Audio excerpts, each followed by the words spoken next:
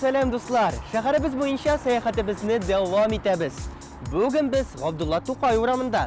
Мин сезгә Мөхәммәдия мәдрәсәсе турында сөйләячәкмен. Нәрсә ул мәдрәсә дисезме? Мәдрәсә ул уку йорты. Бүген без мәктәпләргә йөрибез. Элек балалар мәдрәсәләргә йөргәннәр. Карагыз әле нинди матур бина. Аның беренче катын 1883 елда төзегәннәр. Ничә ел элек була?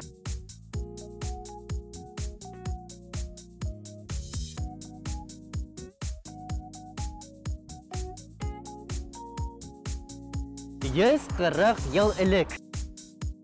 Соңыннан бинага икенче һәм өченче катларны өстәгәннәр.